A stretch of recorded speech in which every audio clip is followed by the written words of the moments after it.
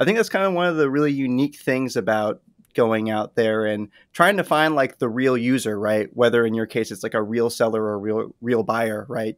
You can do so much modeling to say like, okay, this is what the market's going to look like, and this is what the usage is going to look like. But I'm sure you've experienced it, right? Once you kind of get on the ground, it's like, whoa, this is a lot different than what we'd expected.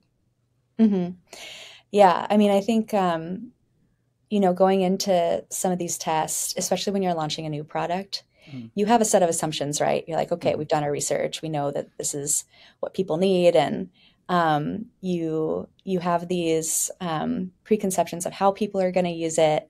I was just talking to another wonderful participant that you had on a previous podcast, Sharon.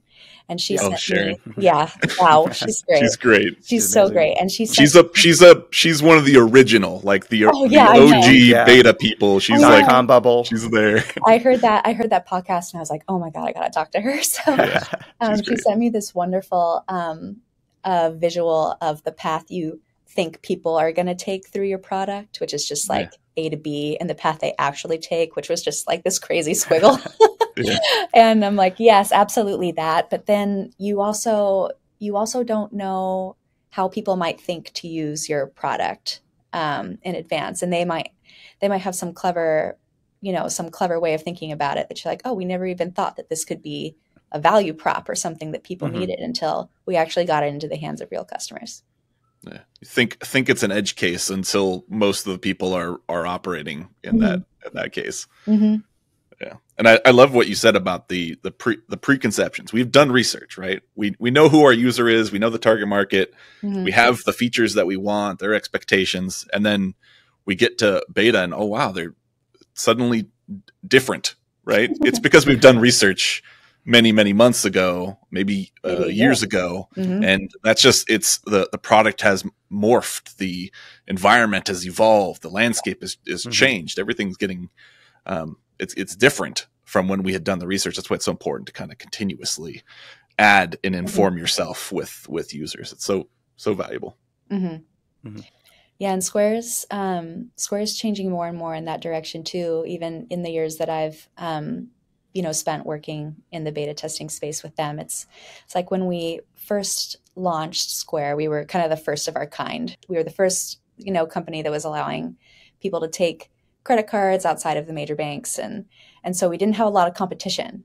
And so we kind of pulled way ahead in those early years, and then started adding value from there. And so I think back in those early days, we really tried to make things just perfect, just like think of every edge case, think of every way a user, or a customer is going to interact with this. And we would polish it, and then we'd release something.